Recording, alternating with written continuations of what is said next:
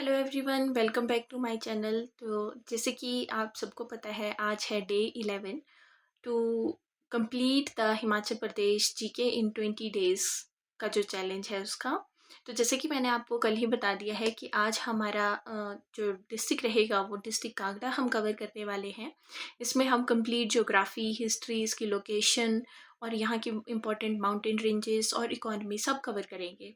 तो सबसे पहले शुरू करने से पहले ही मैं आपको एक रफ सा आइडिया ज़िला कांगड़ा का देती हूँ कि हिमाचल प्रदेश के जो है वो नॉर्थ वेस्ट डायरेक्शन में सिचुएटेड है। 1 सितंबर 1972 को बना है, हेडक्वार्टर धर्मशाला है और ये लार्जेस्ट डिस्ट्रिक्ट है पॉपुलेशन वाइज। ये एक इम्पॉर्टेंट फैक्ट है, इसको याद रखिएगा कि पॉपुलेशन वाइज सबसे बड़ा डिस्ट्रिक्ट कौन सा है, तो वो है कांगड़ा डिस्ट्रिक्ट। अगर आपसे पूछा जाए कि एरिया वाइज सबसे बड़ा डिस्ट्रिक्ट कौन सा है, तो आप क्या कहेंगे? लाहौल स्पीति। ठीक है। इसके बाद let's move on to next slide और सबसे पहले हम इसका एक बार मैप स्टडी कर लेते हैं। तो देखिए, on the left hand side of your screen सबसे पहले आप कांगड़ा डिस्ट्रिक्ट देखिए। कांगड़ा डिस्ट्रिक्ट के नॉर्थ में आपको चंबा देखने को मिलेगा, साउथ में ऊना और हमीरपुर देखने को मिलेगा, ईस्ट में कुल्लू के साथ बाउंड्री बनाता है, जबकि वेस्ट में जो है वो एक स्टेट के साथ बाउंड्री बनाता है विच इज़ पंजाब। पंजाब का भी जो गुरदासपुर वाला रीजन है उसके साथ ये बाउंड्री लगाता है। ठीक है। अब ये तो हो गया आपका कांगड़ा डिस्ट्रिक्ट। अगर हिमाचल प्रदेश में मैं आपको इसकी लोकेशन दिखाऊं, तो देखिए यहाँ जो मैं ड्रॉ कर रही हूँ ये है कांगड़ा डिस्ट्रिक्ट की बाउंड्री। ठीक है। और इसमें अब आप देख लीजिए कि इसके नॉर्थ साइड में चंबा है, थोड़ा सा रीजन जो है वो लाहौल स्पीति के साथ लगता है। ठीक है। और साउथ में जो है वो ऊना हमीरपुर के साथ बाउंड्री लग रही है, जबकि ईस्ट में आपके पास कुल्लू के साथ और वेस्ट में जो है वो पंजाब के साथ। इसके अलावा अगर आपसे साउथ ईस्ट में किसके साथ बाउंड्री लगती है, तो आप कहेंगे मंडी डिस्ट्रिक्ट के साथ इसकी बाउंड्री लगती है। अगर साउथ वेस्ट में पूछेंगे तो पंजाब के साथ लगती है। ठीक है। और अगर आपसे नॉर्थ ईस्ट में पूछेंगे तो लाहौल एंड स्पीति के साथ इसकी बाउंड्री लग रही है। ठीक है। आई होप आपको इसकी लोकेशन और इसकी कौन कौन से डिस्ट्रिक्ट के साथ बाउंड्री लग रही है वो सब चीज़ें क्लियर हो गई होंगी। तो एक बार काउंट कर लीजिए कि कितने आपके पास डिस्ट्रिक्ट हो गए। Una number 1, Hamirpur number 2, Mandi number 3, Kullu number 4, Lahaul and Spiti number 5 and Chamba जो है वो 6 डिस्ट्रिक्ट्स के साथ इसकी बाउंड्री लगती है, जबकि एक स्टेट पंजाब के साथ लग रही है। पंजाब में भी किसके साथ? जो गुरदासपुर वाला रीजन है उसके साथ लगती है। ठीक है। अब आप आगे आ जाइए नेक्स्ट स्लाइड के ऊपर। तो हम रिवर फ्लो एक बार जो है वो इसमें देख लेते हैं कांगड़ा में। देखिए, यहाँ की इम्पॉर्टेंट रिवर्स में दो इम्पॉर्टेंट रिवर्स आती हैं। एक तो ब्यास रिवर है। ठीक है। कि मैं अपोजिट डायरेक्शन में ब्यास रिवर को ड्रॉ कर रही हूँ। तो वैसे जो ब्यास रिवर है वो उसका फ्लो इस डायरेक्शन में है जिसमें मैं एरो लगा रही हूँ। इसके अलावा रावी रिवर है जो यहाँ ऊपर यहाँ से निकलती है। ठीक है। और ये जो व्यास रिवर है ये मंडी डिस्ट्रिक्ट से सबसे पहले कांगड़ा में एंटर करती है। कहाँ? संधोल में। ठीक है। उसके बाद ये एक बार दोबारा से कांगड़ा डिस्ट्रिक्ट को छोड़ती है और हमीरपुर का जो नदौन वाला रीजन है वहाँ से फ्लो होते हुए फिर नदौन से जो है वो कांगड़ा में एंटर करती है। तो ये एक ट्रिक सिचुएशन हो सकती है जहाँ आपसे पूछा जाए कि व्यास जो है वो कांगड़ा में कहाँ एंटर करती है। अगर आप हमीरपुर के पर्सपेक्टिव से देखेंगे तो आप कहेंगे कि नदौन से एंटर करती है, लेकिन रियलिटी ये है कि ये सबसे पहले एंटर कांगड़ा में मंडी डिस्ट्रिक्ट से करती है। कहाँ? संधोल से एंटर करती है। ठीक है। तो इस चीज़ को बहुत अच्छे से क्लियर कीजिएगा और ध्यान रखिएगा। उसके अलावा बहुत सारी इंपॉर्टेंट खड्डें जो हैं वो आपको कांगड़ा में देखने को मिलती है, जैसे कि एक बथुआ खड्ड है, ये आपको देखने को मिलेगी। बनेर खड्ड देखने को मिलेगी। ठीक है। उसके अलावा आपको जो है वो गज खड्ड देखने को मिलेगी। उसके अलावा जो है वो आपको चक्की खड्ड देखने को मिलेगी। और ये जो चक्की खड्ड है ये आगे आगे व्यास में ही मिल जाती है, लेकिन मिलती है पंजाब डिस्ट्रिक्ट में। ठीक है। तो इस बात को आप ध्यान रखिएगा। इसके बाद जो है वो एक और इम्पॉर्टेंट खड्ड जो आपको मुझे बतानी है वो है न्यूगल खड्ड। ठीक है। तो ये भी व्यास में एंटर करती है। और फिर सबसे इम्पॉर्टेंट है बिनवा खड्ड। ठीक है, ये भी जो है वो व्यास में एंटर करती है। बिंडवा खड्ड क्यों इम्पोर्टेंट है? क्योंकि इस नदी के किनारे, इस खड्ड के किनारे जो है वो आपको बहुत ही फेमस एक हिस्टोरिक टाउन देखने को मिलता है, बैजनाथ। तो बैजनाथ टेम्पल किसके किनारे, कौन सी खड्ड के किनारे आपको देखने को मिलेगा? वो है बिनवा खड्ड। इसके अलावा एक इम्पॉर्टेंट है ज्वार खड्ड, जिसके ऊपर आपको कोटला फोर्ट देखने को मिलता है। और जो कांगड़ा फोर्ट की हम बात करते हैं वो बनेर खड्ड में, यहाँ ये जो 3 नदियां हैं जहाँ पे इनका संगम है, वहाँ पे आपको कांगड़ा फोर्ट देखने को मिलेगा। ठीक है, ये देखिए एक बार क्लियरली आपको यहाँ पे कांगड़ा फोर्ट लिखा हुआ भी दिखेगा। तो बनेर खड्ड की जो जितनी भी ट्रिब्यूटरीज हैं जहाँ ये मिलती हैं, वहाँ जो है वो कांगड़ा फोर्ट आपको देखने को मिलता है। उसके अलावा एक इम्पॉर्टेंट आपको यहाँ पे ब्लूइश रीजन देखने को मिलता है। ये जो है वो पोंग डैम का रीजन है। ठीक है, पोंग डैम का रीजन है। ये पोंग डैम जो है वो ब्यास रिवर के ऊपर ही बनाया गया है और इसका दूसरा नाम जो है वो महाराणा रंजीत सागर डैम भी है। तो ये सब जो है वो आप ध्यान रखेंगे। इसके अलावा बहुत सारे पासेस हैं कांगड़ा में, जैसे कि आपको पता है इंद्रहार है, या और जो जब भी हम पासेस पढ़ेंगे तो एक बार इस मैप को दोबारा से देखेंगे, वहाँ इन सब चीज़ों को कवर करेंगे। मेन इंपॉर्टेंट जो रिवर थी, जो खड्डें थी, वो मैंने आपको बता दी हैं। अब देखिए ध्यान रखिएगा, जब बात होती है त्रिगर्त की, ठीक है, तो सिर्फ कांगड़ा वाला रीजन नहीं आता। त्रिगर्त में वो सारा रीजन आता है जो रावी, व्यास और सतलुज के बीच का रीजन है। ठीक है, लेकिन अगर कांगड़ा की इंपॉर्टेंट रिवर्स पूछेंगे तो सिर्फ ब्यास और रिवर है, जो रावी है, इसके अलावा बहुत सारी छोटी मोटी खड्डे हैं। ठीक है, तो इस बात में आई होप अब कोई कंफ्यूजन नहीं होगा। ये हमने पढ़ लिया है ज्योग्राफिकल लोकेशन की। नॉर्थ में चंबा है, ईस्ट में कुल्लू है, वेस्ट में उन्नाव और हमीरपुर है, जबकि साउथ में उन्नाव और हमीरपुर है, जबकि वेस्ट में पंजाब गुरदासपुर के साथ लगता है। अगर मैं पूछूं नॉर्थ ईस्ट डायरेक्शन में कौन सा है, तो आप कहेंगे लोअर लैंड स्पीति है। अगर मैं पूछूं आपका साउथ ईस्ट में कौन सा है, तो आप जवाब देंगे मंडी है। ठीक है, उसके अलावा जो है वो इम्पॉर्टेंट बात ये है कि कांगड़ा वैली, ईस्ट और जो वेस्ट मानसून है, वो दोनों ही यहाँ पे अपना प्रभाव दिखाते हैं। तो यहाँ बारिश बहुत होती है, इसलिए एग्रीकल्चर भी बहुत बढ़िया यहाँ पे होता है। इसलिए सबसे वेटेस्ट प्लेस जो हिमाचल प्रदेश का है, धर्मशाला, ठीक है, वो भी कांगड़ा में ही है।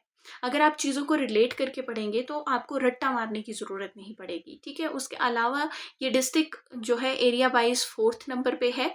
आप मुझे बताएंगे 1st नंबर पे सबसे लार्जेस्ट डिस्ट्रिक्ट एरिया वाइज कौन सा है, और पॉपुलेशन वाइज ये सबसे लार्जेस्ट डिस्ट्रिक्ट है। ठीक है, सबसे स्मॉलेस्ट डिस्ट्रिक्ट एरिया वाइज और सबसे स्मॉलेस्ट डिस्ट्रिक्ट पॉपुलेशन वाइज कौन सा है, इन दो के आंसर भी आप मुझे कमेंट बॉक्स में देंगे, तभी मुझे पता चलेगा कि आप मेरी वीडियो ध्यान से देख रहे हैं। ठीक है, अब हम आगे मूव करते हैं। देखिए रिवर्स एंड माउंटेन्स की जब बात करते हैं हम कांगड़ा में, तो सबसे इम्पॉर्टेंट रिवर ब्यास है। रावी का आपको पता है कि बड़ा बंगाल वाले क्षेत्र से निकलती है और मेन उसका जो फ्लो है वो चंबा डिस्ट्रिक्ट में हम पढ़ेंगे। ठीक है, तो व्यास जो है वो रोहतांग के पास से निकलती है और पीर पंजाल वाली श्रेणी में ही रोहतांग आता है। वहाँ से जो है ये कुल्लू में जाती है, कुल्लू से मंडी में जाती है, मंडी से कांगड़ा, कांगड़ा से दोबारा हमीरपुर है, हमीरपुर से दोबारा कांगड़ा में आते फिर पंजाब चली जाती है। तो इसकी सहायक नदियाँ, बिनवा नदी के बारे में हमने देखा कि बैजनाथ वहाँ पे एस्टेब्लिश्ड है। उसके अलावा कुल्लू मनाली से आके जो है वो मंडी के संधोल में कांगड़ा में एंटर करती है। इम्पॉर्टेंट पॉइंट है, कंफ्यूजिंग है। और हमीरपुर की नदौन घाटी में भी बहती है और लास्ट में फिर मीरथल घाट पे, मीरथल से जो है वो कांगड़ा को छोड़ के पंजाब में चली जाती है। तो कांगड़ा में जो है वो सतलुज रिवर की एंट्री और एग्जिट आप याद रखेंगे कि एंट्री संधोल से होती है और एग्जिट मीरथल से होती है। ना कि केवल कांगड़ा से, बल्कि हिमाचल प्रदेश से भी व्यास जो है वो मीरथल नाम के स्थान पे हिमाचल प्रदेश को छोड़ती है। अब आती है माउंटेन रेंजेस धौलाधार। तो देखिए व्यास की जो दाईं तरफ है, राइट हैंड साइड है, उस तरफ आपको धौलाधार की श्रेणियां देखने को मिलेंगी। उसके अलावा जो है वो सरोद के पास जो है ये कुल्लू के साथ बाउंड्री बनाती है, बड़ा बंगाल में एंटर करती है और उसके बाद जो हाथीदार है उसके बिल्कुल पैरेलल ये धौलाधार आपको देखने को मिलेगी। और चंबा और कांगड़ा के बीच में भी जो है वो बाउंड्री का काम करती है आपकी धौलाधार रेंजेस। फिर आती है परोल धार। अब देखिए ये जो पपरोला धार है ये बहुत ही इम्पोर्टेंट है, क्योंकि जो बीड़ बंगाल या बड़ा बंगाल की जो कांगड़ा की घाटी है उससे कांगड़ा को अलग करती है परोल धार। और बिनवा नदी के पार करने के बाद जो है वो आप परोल धार से मंडी में एंटर कर जाते हैं। ठीक है, जहाँ आपने ये मान लीजिए कांगड़ा का एक मैप है, यहाँ आपने बिनवा रिवर पड़ी। ठीक है, यहीं पे जो है वो परोल धार भी है। तो अगर आप बिनवा रिवर को क्रॉस करते हैं तो आप मंडी में एंटर कर जाते हैं और इस माउंटेन रेंज को आप परोल धार कहते हैं और इसी को सिकंदर धार भी कहते हैं। ठीक है, जब हमने मंडी पढ़ी थी तो हमने सिकंदर धार के बारे में ज़िक्र किया था कि सिकंदर लोधी यहाँ से जो है वो एंटर किया था कुल्लू वाले रीजन में। तो ये वही सिकंदर धार है, कांगड़ा वाले डिस्ट्रिक्ट के साथ जो है इसकी बाउंड्री लगती है। आई होप ये चीज़ें आपको क्लियर होंगी। और इसके अलावा जो है वो एक इम्पॉर्टेंट फैक्ट और है कि जो सुजानपुर टिहरा वाला रीजन है, ये न्यूगल नदी यहाँ पे एंटर करती है व्यास में। तो व्यास और न्यूगल कहाँ मिलती हैं? सुजानपुर टिहरा के पास मिलती हैं। फिर जो वाण गंगा है ये सहायक नदी है। इसकी जो सहायक नदियाँ हैं वाण गंगा की वो है देहरा और चक्की। ठीक है, और फिर ये गुरदासपुर में जो है वो चली जाती है चक्की रिवर, जहाँ आगे व्यास रिवर में ये एंटर कर जाती हैं। इसके बाद नेक्स्ट इम्पॉर्टेंट, अब इसकी रियासतें, जो प्राचीन इतिहास है कांगड़ा का, हम उसके बारे में स्टडी करेंगे। देखिए, कांगड़ा की हिस्ट्री अपने आप में बहुत वास्ट है, त्रिगर्त की अपने आप में बहुत वास्ट है, और जो इसकी रियासतें हैं उनकी भी बहुत ज़्यादा डिस्क्रिप्शन हमारे पास अवेलेबल है। लेकिन सभी राजाओं के बारे में आपको मैं नहीं बताऊंगी, सभी स्टोरीज नहीं बताऊंगी। केवल जो इम्पोर्टेंट पॉइंट्स हैं उनको ज़रूर टच करते हुए हम चलेंगे और बहुत ही एक फास्ट पेस पे इसको कवर करेंगे। तो देखिए, त्रिगर्त क्या है बेसिकली, किस रीजन को त्रिगर्त बोलते हैं? तो सारा ही जो कांगड़ा का रीजन है, इंक्लूडिंग वो रीजन जो इन तीन नदियों के बीच, सतलुज, व्यास और रावी के बीच आपको देखने को मिलता है, ये सारा रीजन त्रिगर्त कहलाता है। अब इसका वर्णन हमें सबसे पहले जो है वो पाणिनि की अष्टाध्यायी में मिलता है, जो कि लगभग 5th सेंचुरी में बिफोर क्राइस्ट आपको देखने को मिलता है।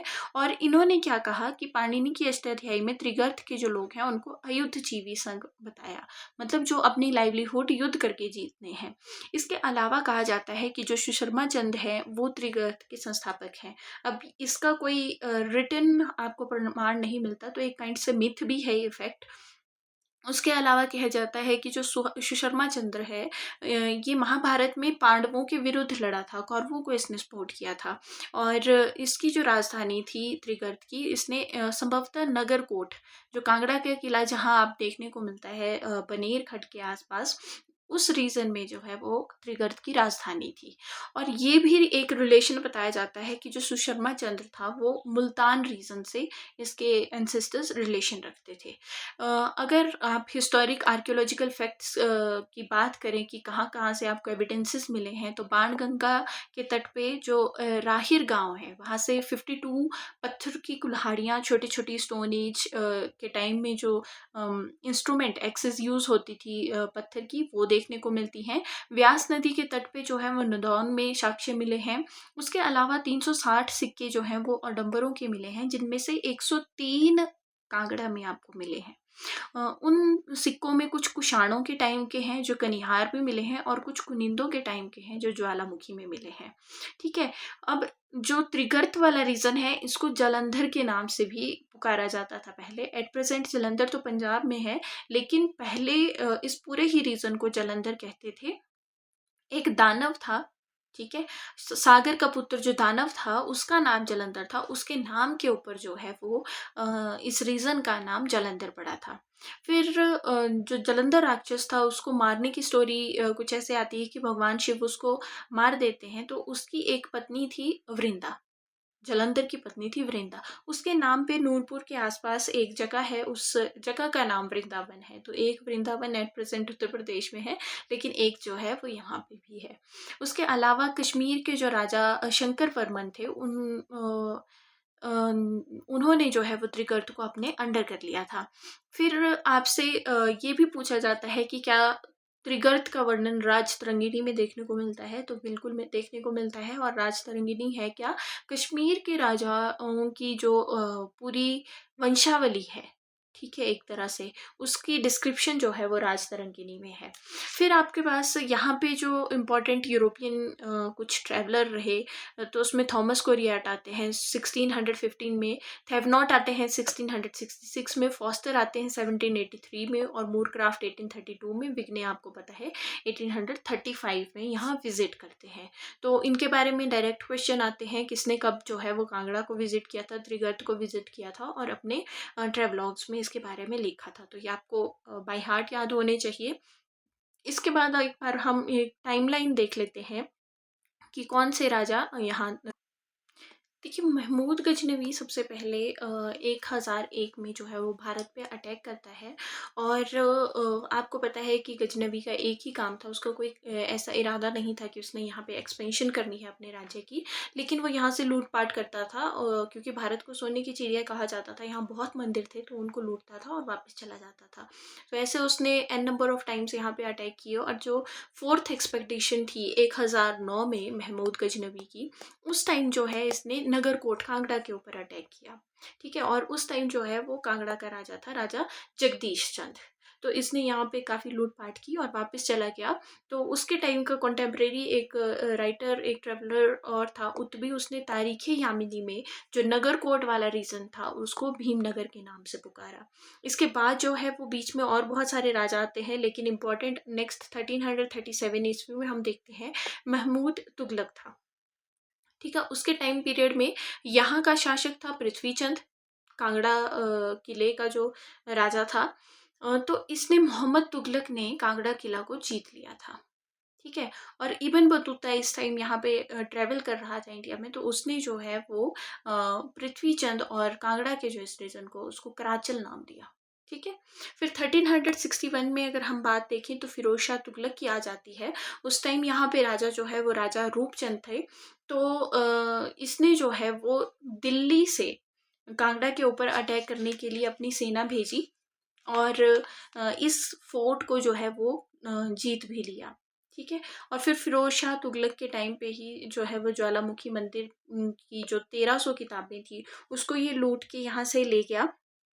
और इजाजुद्दीन खालिद खानी ने फारसी भाषा में उनका कन्वर्जन किया था, दिलाए फिरोजशाही नामक जो बुक है इस टाइटल के अंडर, ठीक है। उसके बाद नेक्स्ट इंपॉर्टेंट आता है 1398 में तैमूर लंग, ठीक है। इस टाइम यहाँ का राजा जो है वो मेघचंद था।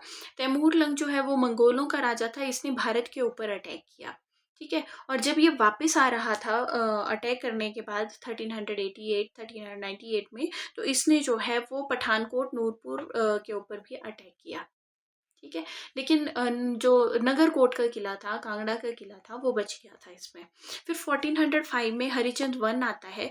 इसके बारे में एक बहुत ही इंटरेस्टिंग स्टोरी है कि हरिचंद जो है वो यहाँ का राजा था।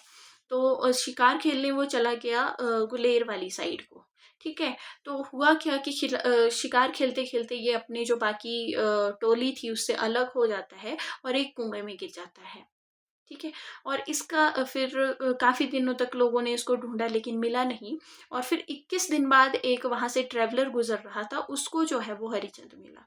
तब तक हुआ क्या कि राज्य जो है वो गायब है, तो राज्य ऐसे तो नहीं छोड़ सकते। तो इसका जो छोटा भाई था करमचंद, वो राज्य करने शुरू कर दिया था, उसने वो राजा बन गया। तो 21 दिन बाद जब उसने ट्रैवलर ने हरिचंद को कुएं से निकाला, तो हरिचंद वापस गया अपने राज्य में। इसने देखा कि करमचंद ने सारा कार्यभार संभाल लिया है, तो ये वहाँ पे नहीं रुका, ये वापस आ गया और इसने जो है वो गुलेर राज्य की स्थापना करी। हरिपुर नगर एक एस्टेब्लिश किया, कहाँ पे बाणगंगा कुराली और न्यूगल नदी थी उसके कॉन्फ्लुएंस के ऊपर, ठीक है। और फिर वहाँ पे जो है वो गुलेर राज्य एस्टेब्लिश किया, इसलिए आज भी जो है वो गुलेर को बड़े भाई की तरह ट्रीट करता है कांगड़ा, ठीक है, जो कांगड़ा का राजा होता है वो। इसके बाद नेक्स्ट हमारे पास राजा आ जाते हैं शेरशाह सूरी के टाइम में। धर्मचंद थे कांगड़ा के राजा। तो धर्मचंद इसके बारे में जो इम्पोर्टेंट फैक्ट है वो इस तरह से है कि 1540 ईस्वी के आसपास जो शेरशाह सूरी था, इसने दिल्ली को कैप्चर कर लिया था। तो अब जो है वो नेक्स्ट टारगेट कांगड़ा था, तो इसने खवास खान, एक इसका जो सैनिकों का हेड होता है, उसके तौर पे इसको नगरकोट के ऊपर कब्जा करने के लिए भेजा। और जब इसने नगरकोट को कैप्चर कर लिया तो हामिद खान कक्कड़ को जो है ये फोर्ट सौंप दिया और उसको जो है इसका कार्यभार देखने के लिए कहा। फिर 1570 में जो है वो जयचंद यहाँ का राजा था। उस टाइम अकबर जो है वो सेंटर में था, दिल्ली में था। तो जयचंद वैसे तो ये फॉलो कर रहे थे इन्हीं के हुक्म को, लेकिन जयचंद बीच में कुछ ऐसी हरकतें इसकी रही जिसकी वजह से अकबर को इसके ऊपर संदेह हो गया। तो इसने जो है वो जयचंद को कैप्चर कर लिया और दिल्ली ले गया। उस टाइम जो जयचंद का बेटा था विधि चंद, वो एक छोटा बच्चा था, नाबालिग था। तो इसको लगा कि मेरे जो पिता हैं शायद उनकी मृत्यु हो गई है। तो इसने 1572 में मुगलों के साथ जंग शुरू कर दी। उसमें ये हार गया। तो जो कांगड़ा वाला रीजन था उसको जागीर के तौर पे जो है वो अकबर का एक बहुत ही फेमस दरबारी था, आपको पता है मंत्री था अकबर। बीरबल की कहानी आपने सुनी होगी। तो बीरबल को जो है वो कांगड़ा वाला रीजन जागीर के रूप में दे दिया गया। फिर 1588 में विधि चंद यहाँ का जो है वो राजा रहा। इसने जितने भी 13 छोटे मोटे पहाड़ी राजा थे उन सबको इकट्ठा किया और मुगलों के अगेंस्ट जो है वो एक बड़ा संघ बनाया। और इनके नेतृत्व के तौर पे जो है वो विधि चंद यहाँ से चल पड़ा दिल्ली की ओर, जिसको फिर जॉन खान कोका ने हराया था। ठीक है, फिर इसको जो है वो आत्मसमर्पण करना पड़ा और मुगलों का जो राज्य है अभी भी चलता रहा। फिर 1605 में जो है वो त्रिलोक चंद जो है वो यहाँ का राजा बनता है। और इसका जो है जहांगीर के साथ विवाद हो जाता है। क्यों हो जाता है? क्योंकि त्रिलोक चंद के पास जो है वो एक तोता था जिसको जहांगीर लेना चाहता था, लेकिन इसने देने से मना कर दिया। ठीक है, तो ये आपस में फिर दोबारा से शत्रु बन गए। और इसके अलावा त्रिलोकचंद ने अपने नाम के कुछ सिक्के भी चलवाए थे। फिर आती है 1620 की बात। तो उस टाइम यहाँ का जो राजा है वो हरिचंद दो था और मुगल सेंटर में थे। उस टाइम जहांगीर जो है वो दिल्ली में एस्टेब्लिश था। तो नवाब अली खान के अंडर जो है वो दिल्ली से सेना आती है और वो नगरकोट के किले की जो है वो पहला किलेदार बनता है। फिर किले के अंदर जो है वो एक मस्जिद भी बनवाता है। और 1622 में जहांगीर और नूरजहां इस वाले रीजन में घूमते हुए आते हैं, यात्रा में आते हैं। तो जो धमेरी का रीजन था उसका नाम जो है वो नूरपुर रखा गया नूरजहां के नाम पे। ठीक है, अब देखिए हम आगे बात करते हैं संसार चंद के बारे में, क्योंकि ये बहुत ही एमिनेंट राजा रहा है। आपको पता है सबके साथ लड़ाई कर रहा था, अपने राजा जो राज्य था उसकी एक्सपेंशन कर रहा था। तो इसकी प्रमुख उपलब्धियां कुछ इस तरह से हैं कि 10 साल की आयु में ये 1775 में गद्दी पे बैठ गया था। 1783 में जो किला था कांगड़ा का उसको इसने मुगलों से छुड़वाया था जयसिंह कन्हैया की हेल्प लेके। ठीक है, फिर 1787 में जयसिंह ने जो किला है वो संसार चंद को दे दिया। फिर उसके बाद इसने जो बाकी आसपास छोटी मोटी रियासतें थी, छोटे मोटे 11 राज्य थे, उनको भी अपने अंडर कर लिया, जिसमें गुलेर, जसवंता, तारपुर, ये सब छोटी छोटी रियासतें आती थी। फिर 1761 में इसने सुजानपुर टेगरा की स्थापना की। ठीक है, और उसके अलावा 2 यूरोपियन कमांडर यहाँ आए थे, आयरलैंड से ओरबीआई और ब्रिटेन से जैक्सन। फिर जॉर्ज फोस्टर 1783 में यहाँ आए और विलियम मूरक्राफ्ट, आपको पता है 1820 में कांगड़ा को इन्होंने विजिट किया था। अब हुआ क्या कि इतना स्ट्रॉन्ग राजा था, उसके बाद भी इसका पतन हुआ क्योंकि कहलूर ने जो है वो 1795 में आक्रमण कर दिया। कहलूर ने बिना वजह से आक्रमण नहीं किया था, लेकिन जो संसार चंद था वो अपने राज्य को एक्सपेंड कर रहा था, इसलिए कहलूर के ऊपर अटैक करता है और छातीपुर का फोर्ट बनाता है। ठीक है, फिर जो कहलूर की रानी थी नागर देवी, उन्होंने अमर सिंह थापा को बुलाया। लड़ाई होती है महल मोरिया में और अमर सिंह थापा के नेतृत्व में जो महल मोरिया में है वो संसार चंद हार जाते हैं, वापस कांगड़ा इनको आना पड़ता है। फिर जो है ये अपनी नई राजधानी जो फोर्ट है, ये एक स्टोरी आती है कि वहाँ पे जो है वो संसार चंद को अमर सिंह थापा ने लगभग 4 साल तक कैद रखा। और फिर वहाँ से जो है संसार चंद एक किसान के भेष में निकले। फिर उन्होंने राजा रणजीत सिंह जी से हेल्प मांगी। तब तक जो है फिर उसके बाद जब नई इनको राजधानी जो है वो सुजानपुर टीरा में एस्टेब्लिश करना पड़ी, कांगड़ा किला के अलावा। फिर 1809 में भाई फतेह चंद के जरिए रणजीत सिंह ने इनकी हेल्प करी, और 24 अगस्त 1809 में कांगड़ा किला जो है वो रणजीत सिंह के अधीन चला गया। ठीक है। फिर गोरखाओं की हार जो है वो जब हुई, पूरी तरह से पराजित हुए, तो जो महाराजा रणजीत सिंह थे उन्होंने बदले में 66 गांव जो है वो कांगड़ा से ले लिए थे, और 1824 में संसार चंद की मृत्यु हो जाती है। अब इसमें एक इम्पॉर्टेंट फैक्ट ये आता है कि जो जस्सा सिंह रामगढ़िया थे वो पहले सिख थे जिसने चंबा नूरपुर के साथ कांगड़ा पर भी आक्रमण किया था। ठीक है। तो जय सिंह कन्हैया से पहले इन्होंने हेल्प की। दूसरे टाइम में जो है संसार चंद ने वो जस्सा सिंह रामगढ़िया से ली थी, लेकिन रामगढ़िया और कन्हैया की आपस में नहीं बनती थी। ठीक है। इसलिए रामगढ़िया ने जो है वो चंबा नूरपुर और कांगड़ा तीनों के ऊपर अटैक किया था। फिर देसा सिंह मजीठिया को जो है वो किले का निजाम बनाया गया था, और जो कांगड़ा की पहाड़ियों का प्रशासनिक अधिकारी है, उस तौर पे देसा सिंह मजीठिया को नियुक्त कर दिया गया था महाराणा रणजीत सिंह जी के द्वारा। इसके बाद देखिए, कांगड़ा किले की अगर बात करें तो आपको पता है कि कांगड़ा त्रिगर्त वाला रीजन एस्टेब्लिश ही सुशर्मा चंद ने किया था। तो कांगड़ा किला भी कहते हैं कि इन्होंने बनाया था महाभारत काल में, और आपको पता है किसको सपोर्ट किया था, कौरवों को सपोर्ट किया था। फिर 1009 में महमूद गजनवी ने अटैक किया। ठीक है। सबसे पहला इस्लामिक अटैक इसको माना जाता है। 1043 में जो राजा महिपाल तोमर थे, महदूद इसका पोता था, उसको हरा कर जो है वो आज़ाद करवाया था इस किले को। 1337 में महमूद तुगलक ने इस किले को जीता, और इब्न बतूता ने इसको कराचल कहा।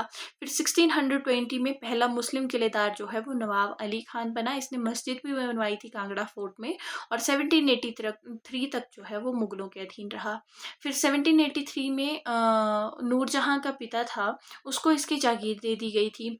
और फिर 1809 में जो है 24 अगस्त को जो कांगड़ा फोर्ट है वो महाराणा रणजीत सिंह के अधीन चला गया, और इन्होंने देसा सिंह मजीठिया को जो है वो यहाँ का निज़ाम घोषित किया। 1846 में 9 मार्च को जो अंग्रेजों और सिखों की संधि के बाद जो है वो अंग्रेजों के अधीन ये एरिया चला गया, क्योंकि रणजीत सिंह को कहा गया था कि आप सतलुज के साउथ साउथ साइड तक रहेंगे, जो नॉर्थ वाला रीजन है वो अंग्रेजों के अंडर आएगा। अब 4 चीज़ों के लिए कांगड़ा फेमस था। नए नाक बनाने के लिए, ठीक है, आई सर्जरीज के लिए, नेत्र चिकित्सा के लिए, सुगंधित बासमती के लिए, और कांगड़ा के किला के लिए। तो ये भी एक ट्विस्टेड सा फैक्ट कभी क्वेश्चन में पूछ सकते हैं कि नए नाक की बनाने, नया नोज बनाने की जो विधि थी वो कहाँ पे थी, तो कांगड़ा से रिलेटेड है। ठीक है। इसके बाद कुछ रियासतें कांगड़ा की जो बहुत फेमस हैं, जिनके बारे में जानना बहुत ज़रूरी है, इनको पढ़ लेते हैं एक बार। तो सबसे पहले गुलेर रियासत अगर आप देखते हैं तो वास्तविक नाम जो है वो कहीं ना कहीं ग्वालियर से रिलेटेड है। वहाँ का जो गोपाल शब्द है या गवाला शब्द है, उससे इस गुलेर रियासत के नाम का ओरिजिन हुआ है। संस्थापक जो है वो कांगड़ा के राजा हरिचंद थे। जो स्टोरी मैंने आपको बताई थी कि वो खेलने गए थे शिकार और कुएं में गिर गए थे। हरिपुर किला बनाया इन्होंने बाणगंगा के बाएं किनारे पे, on the left hand side of Banganga. राजधानी हरिपुर नगर थी। इसके अलावा जो इम्पोर्टेंट किले यहाँ थे वो मस्तगढ़ था, कोटला था, निकलानोल था, रामगढ़ था, मानगढ़ था। 1758 में जो गुरेर कांगड़ा के घमंड चंद थे उसके अंडर चला गया। ठीक है। फिर 1811 में रणजीत सिंह की सेना ने देसा सिंह मजीठिया के नेतृत्व में इस रीजन को दोबारा से कैप्चर कर लिया था, गुलेर वाले रीजन को। फिर राजा शमशेर सिंह जो है वो एंग्लो सिख युद्ध में अंग्रेजों का साथ इन्होंने दिया। क्यों दिया साथ? क्योंकि पहले यहाँ पे सिखों का कब्जा था, तो सिखों का दुश्मन कौन हुआ? अंग्रेज। तो बाय डिफॉल्ट जो राजा है वो किसको सपोर्ट करेगा? वो अंग्रेजों को सपोर्ट करेगा, खुद की आज़ादी पाने के लिए। ठीक है। फिर कहते हैं कि लास्ट जो है वो राजा बलदेव चंद है। 1920 में कांगड़ा जिले का वो पहला वाइस रिगल दरबारी था। कुछ दरबार ब्रिटिशर्स जो है चलाते थे, उनमें से पहला राजा कांगड़ा का जो दरबारी था वो राजा बलदेव चंद थे।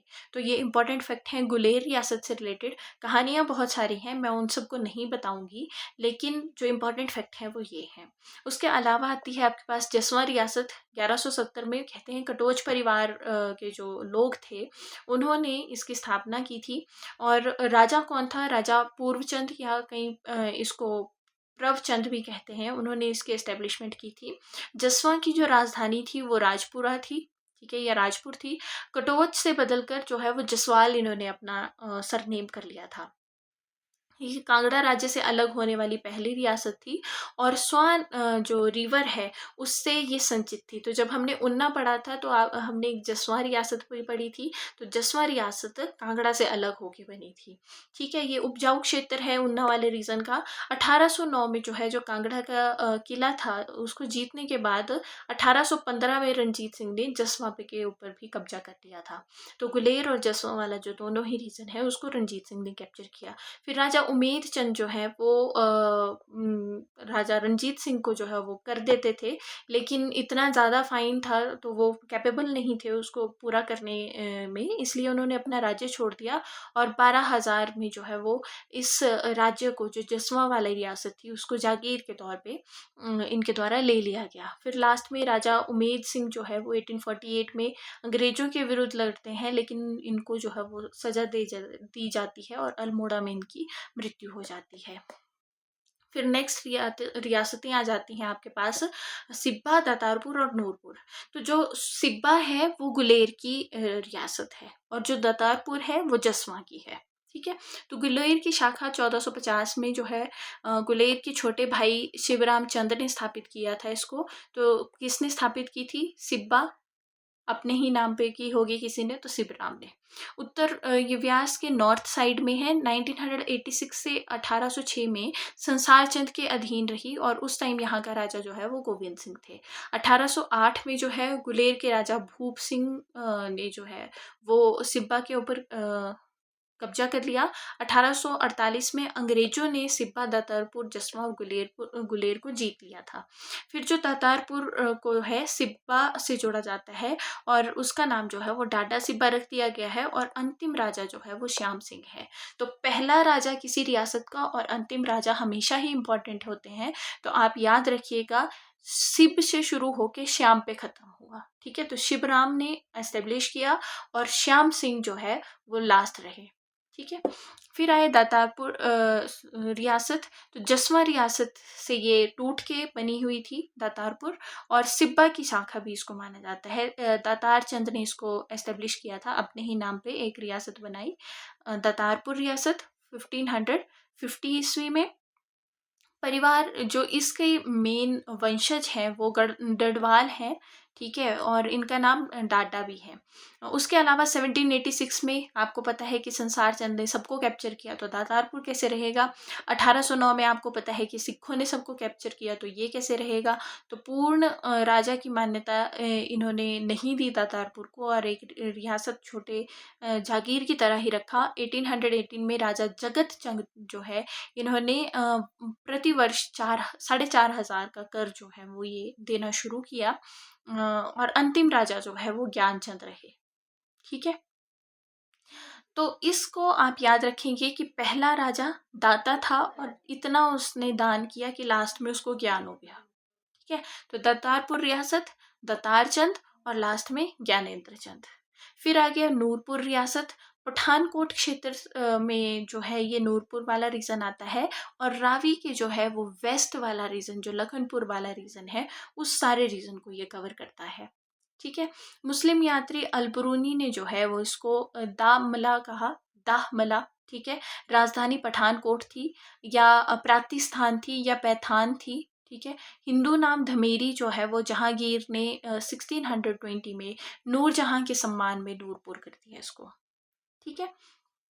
1000 ईस्वी में जेठपाल राजा ने जो है वो नूरपुर की स्थापना की थी। ये कई लोग कहते हैं दिल्ली के राजा का ये भाई था। जसपाल जो है वो 1313 से 53 के बीच में रहा।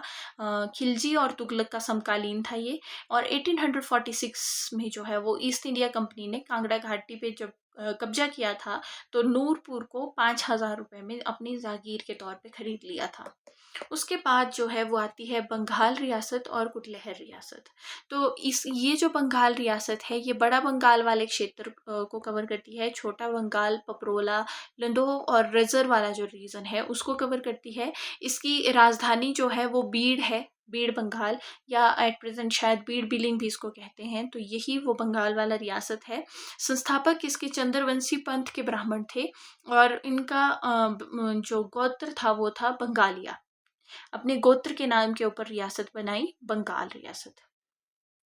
1240 में सुकेत के राजा मदन सेन ने जो है वो बंगाल के ऊपर अपना शासन कर लिया था। तो सुकेत सुंदरनगर वाला रीजन, ठीक है। 1554 में जो है वो मंडी के राजा साहिब सेन ने अधिकार किया इसके ऊपर। तो याद रखिए कि पहले सुंदरनगर ने किया, फिर मंडी ने किया 1554 में। फिर पृथ्वीपाल जो है वो 1710 से 20 के बीच में रहते हैं और ये मंडी के सिद्ध सेन के दामाद थे। अब पृथ्वीपाल के बारे में एक बहुत इंपॉर्टेंट स्टोरी आती है कि जो मंडी के राजा थे, इससे पहले ईश्वरी सेन को यहाँ पे कैप्चर किया गया था। तो इनको बदले के तौर पे पृथ्वीपाल को मंडी बुला के दमदमा एक महल था वहाँ पे इनको मार दिया गया था और इनका सर जो है वो आज भी कहते हैं दमदमा महल में ही दफन है। तो पृथ्वीपाल को जो है वो मंडी में दमदमा महल में दबा दिया गया था। फिर 1749 में जो है वो मानपाल सिंह जो है वो मंडी, कुल्लू, नालागढ़, गुलेर और जसवा की संयुक्त सेना के ऊपर जो है वो हमला इन्होंने किया था। फिर 1758 में संसार चंद ने मानपाल की पुत्री से जो है वो विवाह कर लिया था। तो बंगाल बाय डिफॉल्ट आपका जो कांगड़ा वाला रीजन है उसके फ्रेंड की तरह उभर के आया। फिर आती है कुटलहर रियासत। तो ये रियासत इसलिए इम्पॉर्टेंट है क्योंकि इसको एक ब्राह्मण ने एस्टैब्लिश किया था, जसपाल ब्राह्मण ने। और ये डायरेक्ट क्वेश्चन है, पेपर में बहुत बार आता है कि कुटलहर की स्थापना किसने की थी? जसपाल ब्राह्मण ने। और ये कांगड़ा की सबसे छोटी शाखा थी, ठीक है। इसके अलावा जो है वो जो ये ब्यास रिवर की तलहटी में जितने भी तालुक थे उनको कुटलहर ने जो है वो जीत लिया था। फिर 10वीं और 11वीं शताब्दी में कुटलहर को राजधानी बनाया गया था। 1758 में कांगड़ा के जो घमंड चंद थे उसने उत्तरी भाग कुटलहर का कैप्चर कर लिया था। 1786 में बाकी भाग संसार चंद ने जीत लिया। 1809 में राजा रणजीत सिंह ने कब्जा किया और सभी रियासतों का अंत लगभग 1846 में कांगड़ा घाटी पर ब्रिटिश कंपनी के अधिकार के साथ हो जाता है, ठीक है। तो जितनी हमने रियासतें पढ़ी, बंगाल पढ़ी, कुटलहर पढ़ी, जसवा पढ़ी, दातारपुर पढ़ी, सिब्बा पढ़ी, नूरपुर पढ़ी और गुलेर पढ़ी, ये सब जो है ये 1846 में ख़त्म हो जाता है इनका अस्तित्व अंग्रेजों की अटैक के बाद। अब आ जाती है कांगड़ा की इकॉनमी। तो चाय उत्पादन जो है वो कहते हैं डॉक्टर जेमसन ने यहाँ पे शुरू किया था कांगड़ा पालमपुर वाले रीजन में और वहाँ के ये उपायुक्त थे। इसके अलावा ब्रिटिश के जो पूर्व सैनिक अधिकारी थे वो 1849 में यहाँ आए थे तो उन्होंने अपने साथ चाय लाई। ये कहा जाता है, अगर पर्सन का नाम पूछेंगे तो डॉक्टर जेमसन आप कहेंगे। इन्होंने बोटेनिकल तौर पे यहाँ पे चाय उगाना शुरू की थी, बोटेनिकल गार्डन बनाया, वहाँ चाय लगाई। लेटर ऑन अब तो इसकी कल्टीवेशन वहाँ होती है। 4 अप्रैल 1905 में जब भूकंप आया तो यहाँ के जो चाय उत्पादक थे वो आसाम चले गए, ठीक है। तो उन्होंने आसाम में चाय उगाना शुरू किया। कितना सच है कितना झूठ है इस बात की पुष्टि नहीं की जा सकती, लेकिन एक ये फोकलोर है, एक बात यहाँ पे ऐसी आती है। उसके अलावा कांगड़ा में जो है वो ग्रीन और ब्लैक दोनों टाइप की चाय उगाई जाती है। अगर हम बात करें रेशम उत्पादन की, रेशम मीन्स सिल्क प्रोडक्शन की, तो जिले का सबसे बड़ा जो रेशम कीट पालन का एक अभियान है वो कांगड़ा में किया जाता है। यूनिवोलेटाइन सिल्क वर्म यहाँ पाले जाते हैं। देखिए यूनिवोलेटाइन मतलब साल में एक ही बार प्रोडक्शन देगा, एक ही बार जो है वो सिल्क बनती है। वैसे तो जो सिल्क की प्रोडक्शन के लिए सिल्क वर्म होते हैं उनका लाइफ स्पैन लगभग 2 to 3 months का होता है, ठीक है। तो इस हिसाब से ये साल में जो है वो कम से कम जो है वो 4 से 5 बार प्रोडक्शन देते हैं। तो जो वैरायटी सिल्क वर्म की 4 से 5 बार प्रोडक्शन देती है साल में उसको मल्टी वोलेटाइन कहते हैं,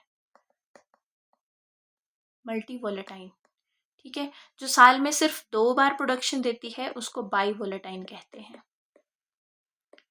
और जो सिर्फ एक बार प्रोडक्शन देती है उसको यूनिवोलेटाइन कहते हैं। ठीक है।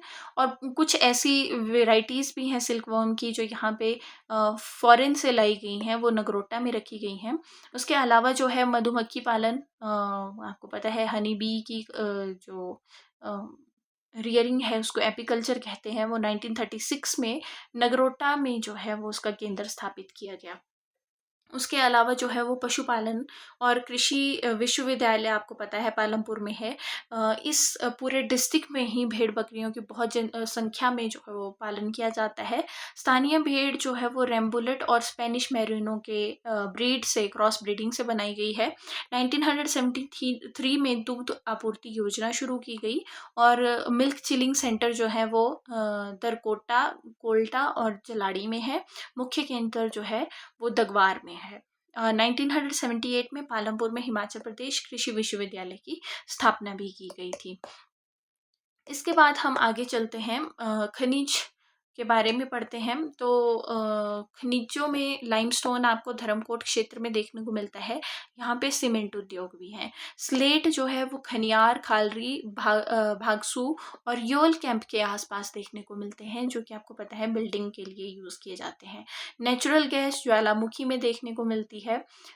ऊर्जा से इसका आप रिलेशन रख सकते हैं। तो ज्वालामुखी एक अपने आप में शक्तिपीठ भी है 52 शक्तिपीठों में से। उसके बाद आती है कत्था।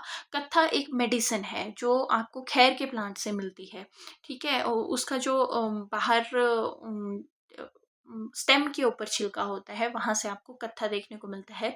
बहुत बार जो आपके टंग में अल्सर होते हैं उनके ट्रीटमेंट में यूज़ होता है। टूथपेस्ट में यूज़ होता है। छोटे बच्चों को जो है वो मुंह में लगाया जाता है। तो कांगड़ा ज्वालामुखी वाले रीजन में खैर के पेड़ बहुत सारे हैं, वहाँ से कत्था की प्रोडक्शन होती है।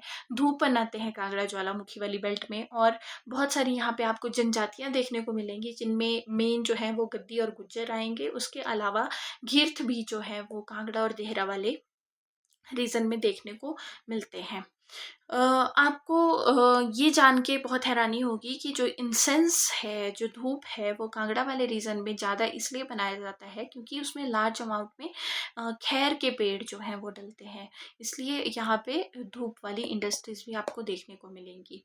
फिर आ जाते हैं दो फेमस टूरिस्ट स्पॉट, एक धर्मशाला और एक मैक्लोडगंज। तो आपको पता है धर्मशाला कांगड़ा का हेडक्वार्टर है, 1849 में अस्तित्व में आया। और एक जो ब्रिटिशर्स लोग थे उन्होंने अपनी पलटन को यहाँ पे रखने के लिए इस स्थान को बनाया था। 1855 में धर्मशाला को जिले का मुख्य कार्यालय बनाया गया। वाइसरॉय लॉर्ड इल्गिन की समाधि भी जो है वो धर्मशाला में देखने को मिलती है। एचपी का पहला अंतर्राष्ट्रीय क्रिकेट स्टेडियम धर्मशाला में है। और महाराजा संसार चंद का जो कला गलियारा है, मतलब महाराजा संसार चंद आर्ट गैलरी, ये भी जो है वो धर्मशाला में है। ठीक है। इसके बाद आ जाता है आपके पास मैक्लोडगंज। तो मैक्लोडगंज को आपको पता है कि मिनी तिब्बत कहते हैं या मिनी लहासा के नाम से भी कहा जाता है। तो भारत सरकार ने 1959 में जब तिब्बत के ऊपर चाइना ने कब्जा कर लिया था, अटैक कर लिया था, तो वहाँ के जो आध्यात्मिक गुरु थे वो हज़ारों लोगों के साथ यहाँ आए थे। तो उनको शरणार्थी स्थान के तौर पे जो है मैक्लोडगंज दिया गया था। धर्मशाला के पास ही ये स्थान है। और तिब्बती सरकार का जो है, जो निर्वासित तिब्बती सरकार है, उसका मुख्य कार्यालय है। उसके अलावा गोम्पा शिक्षा यहाँ पे होती है और पूजा केंद्र है 1500 साल पुराना। गुरुपदम संभव और अबली की तेश्वर महादेव के साथ ये रिलेटिव है। उसके बाद भगवान बुद्ध के जो 225 उपदेश हैं वो संस्कृत में जो है वो तिब्बती भाषा के थंग्यूर में लिखे गए हैं। फिर 1959 में यहाँ पे टिप्पा की एस्टेब्लिशमेंट होती है। टिप्पा है Tibetan institute of performing arts. वार्षिक स्टोव ओपेरा यहाँ पे एक फंक्शन होता है, वो भी किया जाता है। फिर थंका पेंटिंग की एक यहाँ पे लिपि प्रति है जो बहुत ही पुराने टाइम से तिब्बती कला के अंडर बनाई गई थी। फिर नूरबुलिंग संस्थान है जो कि कलाकृतियों को सहेज के रखते हैं। और हर साल दिसंबर में जो है यहाँ पे वार्षिक हिमालय अंतर्राष्ट्रीय महोत्सव मनाया जाता है। फिर इसके बाद आपके पास नेक्स्ट आ जाता है बैजनाथ। बैजनाथ से रिलेटेड इंपॉर्टेंट फैक्ट आपको पता है कि यहाँ का पुराना नाम कीरग्राम है, ठीक है। और उस टाइम जो है वो जो बिनवा नदी है उसको बिंदुका नदी भी कहा जाता है, तो ये बिंदुका नदी के तट पे स्थापित है और on the right hand side of Binwa river है। एट प्रेजेंट इस बिंदुका नदी को बिनवा नदी भी कहते हैं और व्यास की हेल्पिंग ट्रिब्यूटरी है। जयचंद का उल्लेख जो है वो बैजनाथ में मिलता है और बैजनाथ में बहुत ही फेमस शिव टेम्पल है। और शिलालेख जो ये है जिसमें जयचंद्र के नाम के बारे में, राजा के बारे में लिखा गया है, कि शारदा लिपि में है। फिर जो स्थानीय शासक राणा लक्ष्मण चंद्र है, इन्होंने कीर ग्राम को एस्टेब्लिश किया था और इसको कीर ग्राम का राणा ही बताया जाता है। उसके अलावा जो है वो इसकी माता को जो है वो त्रिगर्त के राजा की पुत्री बताया जाता है और राजा ने जो है वो व्यास के निकट जयसिंहपुर नाम का एक गांव बसाया था। इसके अलावा नूरपुर के किले की बात करें तो तुझके जहांगीरी में बताया गया इसके बारे में। और ये कहा जाता है कि जो नूरपुर का किला है वो राजा वासु ने बनवाया था। तो ध्यान रखिएगा कि अगर आपसे कांगड़ा का की फोर्ट के बारे में पूछेंगे तो शिव शर्मा ने बनाया था, लेकिन नूरपुर का किला अगर पूछेंगे तो राजा वासु ने बनाया था। उसके अलावा जो है किले का जो वेस्टर्न छोर है वो ठाकुर द्वारे के रूप में देखा जाता है, मतलब भगवान विष्णु को समर्पित है। और यहाँ पे काले रंग के संगमरमर की जो है वो कृष्ण जी की मूर्ति है जिसको ब्रजराज के तौर पे पूजा जाता है और एक देवी की मूर्ति भी है। इनके अलावा यहाँ पे संस्कृत और नागरी के अक्षरों में कुछ लिखा हुआ है जो देखने को मिलता है। 1886 में C.R. रोजर ने जो है वो मंदिर के अवशेषों की खुदाई की थी और 1904 में जो है वो मिस्टर फर्ले ने इनको जुड़वाया और 117 फुट लंबी और 50 फुट चौड़े जो है वो एक लाल पत्थर की मूर्ति निकल के आती है इसमें। इसके अलावा इस मंदिर में जो है वो मंडप है जो सबसे बाहर है, मिड में अंतरालय है और फिर एक गर्भगृह है बिल्कुल अंदर जाके। तो इस तरह के मंदिर जो है वो आपको पता है कि साउथ में देखने को मिलते हैं, नॉर्थ में नहीं मिलते हैं। तो पंजाब में भी इस प्रकार के मंदिर आपको नहीं देखने को मिलते हैं, तो लगता है कि कहीं ना कहीं इनका रिलेशन साउथ से भी है। फिर उसके बाद जो है वो एक बार अगर हम प्रशासनिक इतिहास के ऊपर नज़र मारते हैं तो 1846 में आपको पता है कि कांगड़ा अंग्रेजों के अंडर चला गया, एंग्लो जो सिख ट्रीटी हुई थी उसके अंडर, ठीक है। उसके बाद जो है वो 1960 से पहले लाहौल स्पीति भी जो है वो कांगड़ा का भाग थी। फिर 1962 तक कुल्लू को कांगड़ा की तहसील की तरह बना दिया गया था। 1 नवंबर 1966 तक कांगड़ा जो है वो पंजाब का हिस्सा था जिसको HP में शामिल कर लिया गया था शाह आयोग की रिकमेंडेशन में, जो स्टेट रीऑर्गेनाइजेशन कमेटी बनाई गई थी। फिर 3 नए जिले बनाए गए, कांगड़ा, हमीरपुर और ऊना 1972 में, ठीक है। और 1 सितंबर 1972 को कांगड़ा जिला अलग से जो है वो अस्तित्व में आया है, ठीक है। तो देखा जाए तो सबसे पहले कांगड़ा पंजाब का हिस्सा था। कांगड़ा का हेडक्वार्टर धर्मशाला 1855 में बन गया। रैंक वाइज अगर जनसंख्या के हिसाब से देखें तो ये फर्स्ट है और अगर एरिया के हिसाब से देखें तो फोर्थ है डिस्ट्रिक्ट, ठीक है। इसके बाद हम एक बार क्विक रिवीजन कर लेते हैं कांगड़ा से रिलेटेड इंपॉर्टेंट फैक्ट्स के बारे में। तो कांगड़ा जिला कब बना? 1 सितंबर 1972 को। कांगड़ा घाटी का हेडक्वार्टर धर्मशाला 1855 में बना। तिब्बती सरकार का हेडक्वार्टर मैक्लोडगंज 1959 में बना। हिमाचल प्रदेश कृषि विश्वविद्यालय पालमपुर 1978 में बना। मधुमक्खी पालन केंद्र नगरोटा में है, 1936 में बना। प्राकृतिक गैस जो है वो ज्वालामुखी में मिलती है। कांगड़ा का पुराना नाम त्रिगर्त है या जलंधर है। संसार चंद ने किला कब पाया था वापस? तो 1786 में जयसिंह कन्हैया की हेल्प से। फिर किला जो है वो अंग्रेजों के अधीन कब गया कांगड़ा वाला? 9 मार्च 1846 को। कांगड़ा में भूकंप, एक बहुत फेमस भूकंप आया था, वो 4 अप्रैल 1905 को आया था। पहला अंतर्राष्ट्रीय क्रिकेट मैदान जो है हिमाचल प्रदेश में धर्मशाला में है। और टिप्पा क्या है? तो ये Tibetan institute of performing arts है जो 1959 में मैक्लोडगंज धर्मशाला में बनाया गया था। फिर नूरपुर का पुराना हिंदू नाम जो है वो धमेरी है और बैजनाथ का पुराना नाम जो है वो कीरग्राम है। इसके साथ कांगड़ा के जो मेन इंपॉर्टेंट पॉइंट्स हैं वो मैं सारे कवर कर दिए हैं, लेकिन बहुत सारे राजा और भी हैं छोटे मोटे, अगर आप स्टोरी टाइप में पढ़ना चाहते हैं तो प्लीज़ लेट मी नो, मैं उस टाइप उनका एक PDF पीडीएफ बना के आपके साथ शेयर कर दूँगी। आई होप आपको ये पसंद आया होगा जो आज हमने कांगड़ा डिस्ट्रिक्ट कवर किया। इसके बाद कल हम most probably Chamba district cover करेंगे और एक डिस्ट्रिक्ट लाहौल स्पीति भी रहता है। अगर हमारा विदिन 50 मिनट्स ये टारगेट चंबा का कंप्लीट होता है तो वेल एंड गुड, अदरवाइज़ हम थोड़ा पोर्शन जो है वो लाहौल स्पीति के डिस्ट्रिक्ट के साथ वो कवर करेंगे ताकि वीडियो ज़्यादा लंबी ना हो, आपको बोरिंग ना लगे। आई होप आपको ये अच्छी लगी होगी video. Please like share subscribe. Bye bye, take care, कल मिलते हैं, तब तक keep studying hard. Thank you.